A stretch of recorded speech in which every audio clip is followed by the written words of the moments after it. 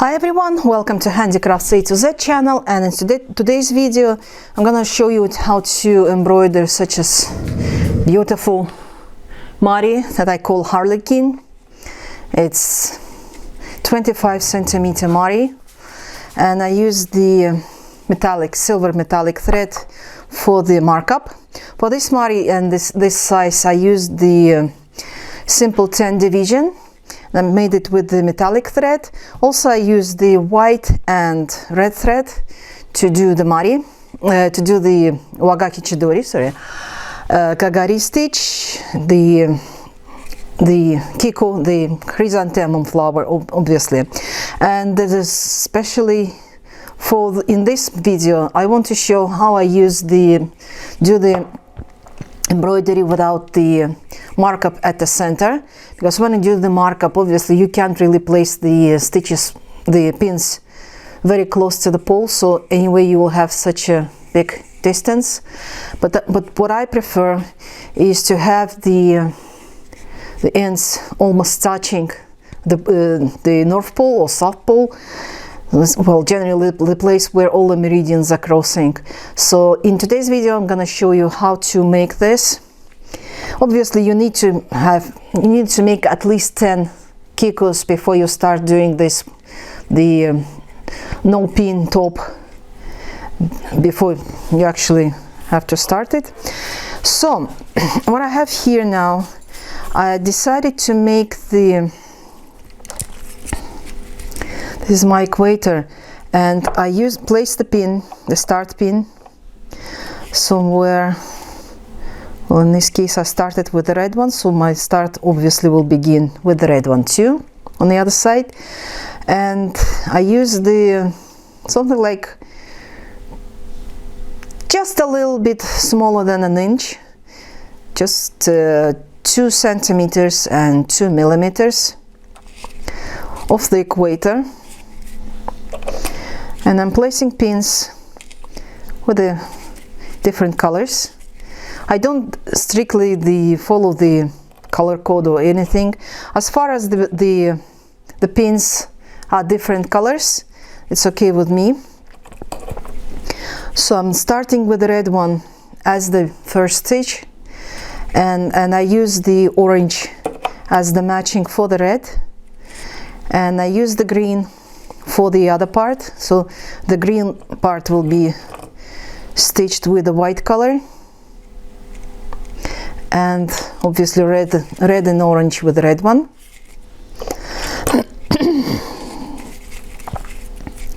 I've already done this part, so it's easier for you to see how to do the other side and not confuse. And so the markup is done. As you notice, I don't place the pins at the top of the Kiku. Just as I explained earlier, I don't usually make it. So I start with the red one.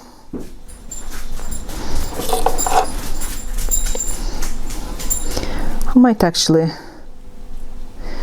start at the orange pin. It doesn't really matter for me, so I'll be stitching it all the way through. The markup pins will be removed after the third row, so it doesn't matter for me where to start. So I get the needle out of the orange, and on the next one, as close to the pole, I would probably have something like 2 millimeters away, 2-3 millimeters away from the pole, and insert the needle very deep. I pick up the thread and I have to make sure that it doesn't slide. Just like for this one, it's not deep enough. I have to reach to the wool part. If it's difficult for you, you might just do the stitch over here and then stitch back. I'll show that too, but so far grab as deep as possible. That's the most difficult part, because they have to keep the bow really fit. So not too much, not too deep enough. So as you can see, the needle stays firm. doesn't slide up and down the markup, the meridian, so I can start the stitching. This is just the usual Kiku, but instead of filling it with all the same colors as it usually do the chrysanthemum, you make one row with red, the other one with white, and you end up like this. And the same thing here, as deep as possible, because that's the first row where your embroidery will remain off. Now, if you don't want to struggle like this, what you can do, anyway, you'll have your chidori here, and you can go inside, just a slight stitch, and over here, and coming out like this. This is why also a bit complicating, because you obviously have the pole pin that would interfere. So generally these are the two ways you can use the no markup at the pole. I prefer the first one, so you don't have to struggle with the pole pin. It stays, remains solid.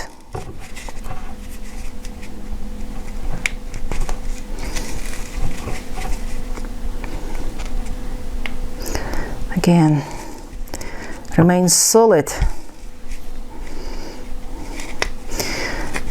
As you can see, they all about the same distance from the pole, and they are very close.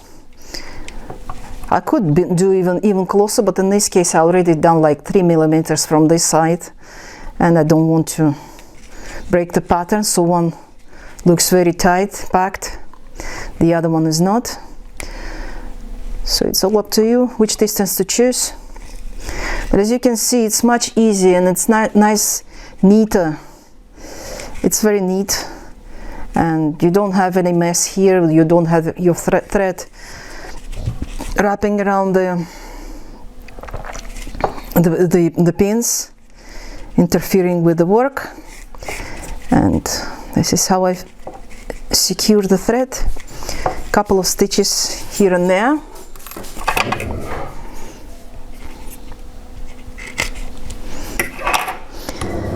And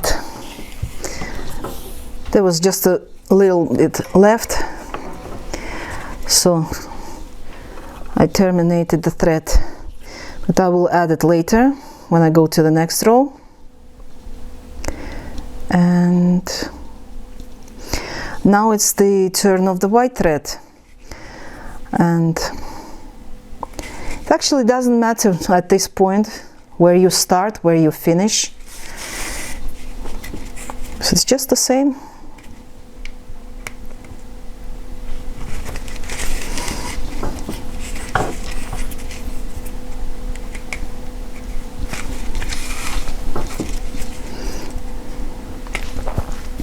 And so it goes like this for about, no, it's too loose.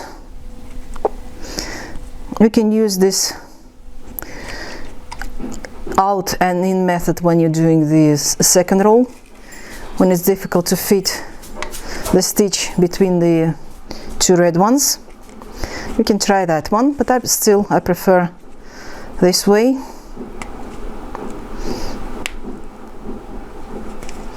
It stays solid.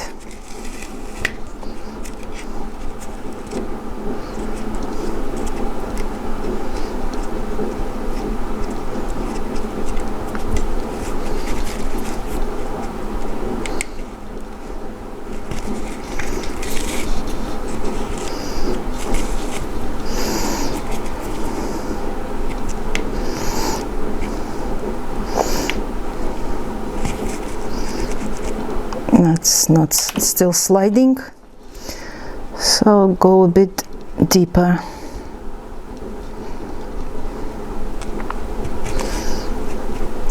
Stays like it's glued in.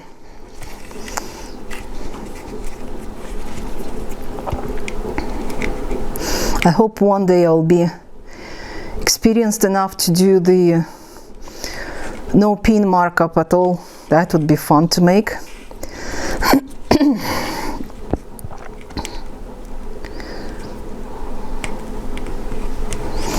But in that case would be probably the stitches that should be made around the equator. So I get the needle out and I stick it to my work. I get the second needle and red thread. I use the acrylic with a bit of metallic thread in it because it got nice shine, and this creates really nice textures. Plus this metallic thread keeps the acrylic thread under control so it doesn't get fluffy. It usually happens with the acrylic. It's one of my favorites to embroider. Of course you can use the cotton, but since I have this, I do have lots of crochet 10 size threads. They're also good, but I keep it for Irish crochet. But again, pick up a bit deep. For this harlequin, I keep the noses, the arrows, very narrow and tall, like this. I know some people like it short and a bit wide, but I keep it nice and straight. So this goes like this, with the one row with the red, the other one is with the white. Each row has its color, it's got its own meridian, so they're intersecting only here.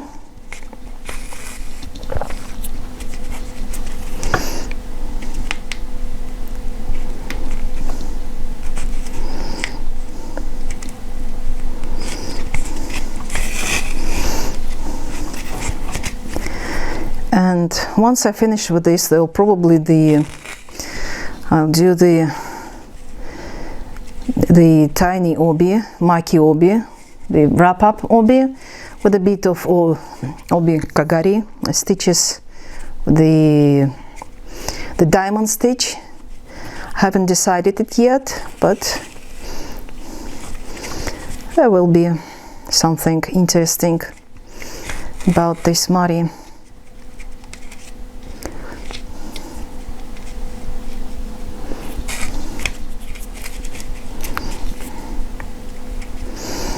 It looks dark and gothic at the moment, but when you finish it, it will be really nice and bright.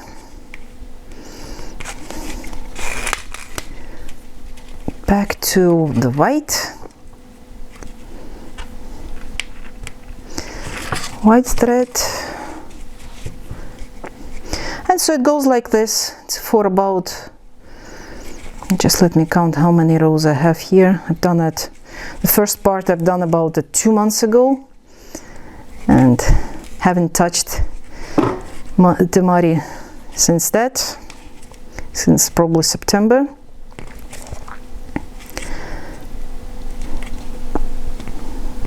As we have the proverb is that if you're going for a hunt and feeding your dogs, it's like doing something very late. Instead of preparing for Christmas 3 months in advance, I started doing it just 1 week in advance, just 1 week before Christmas.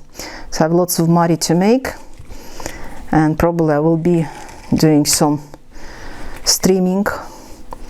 Plan to make the streaming with this one, to finish this one as well. And with lots of weaving, lots of embroidery, lots of crochet. And so I'll probably switch off because it's already 14 minutes since I started talking to you. I'll switch off the camera and I'll switch it back with a matter of nanoseconds for you. And in my time I'll finish this and we'll show you the result. Now I've done 10 rows of each color, just like here, and the last thing I want to do is the final touch. Is just as I was starting with the red one, I'll start again with the red one using the metallic thread. I want to make another row of metallic line. Since it's too fine, it's hard to get it secured inside, so it will probably take me a couple of attempts.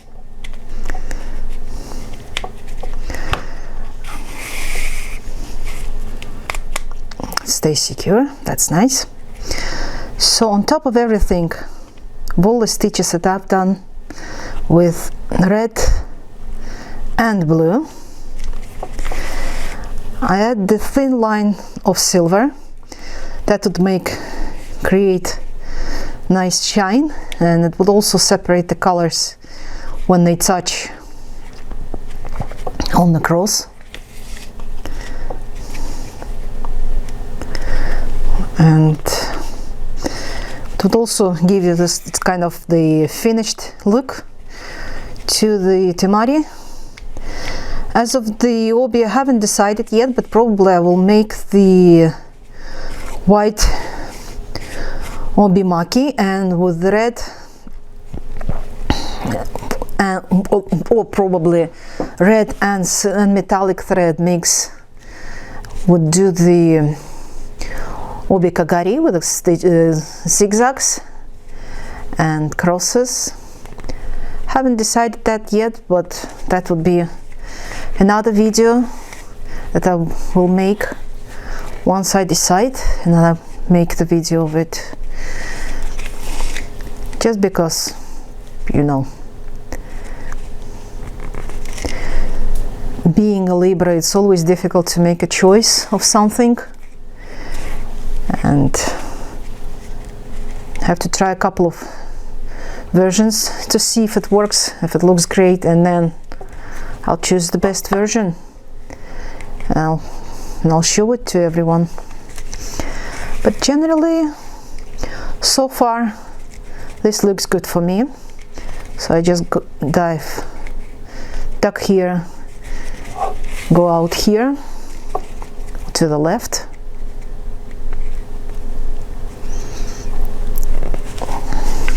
of the petal. As you can see, it looks more solid, more professional.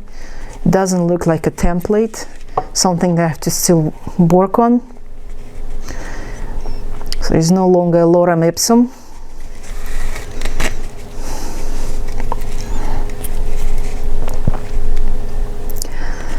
And if you're not familiar, the lorem ipsum is just a Latin abracadabra used for the book typing and the web design, where you have to have some kind of rubbish text just to see how the page looks like. Lorem ipsum. And so this is no longer the lorem ipsum. We've got the content. So my Harlequin Temari is ready.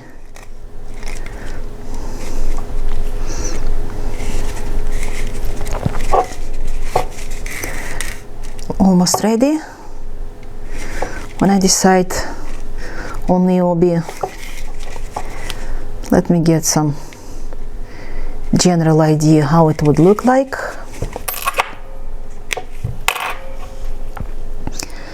It would be probably white obi, like this, and well, just imagine it will be this white. So this would be maki, and this would be kagari. They will be crossing like this, and the same way over here. That's what I'm looking forward to make, and I hope it looks nice. So have fun. Bye.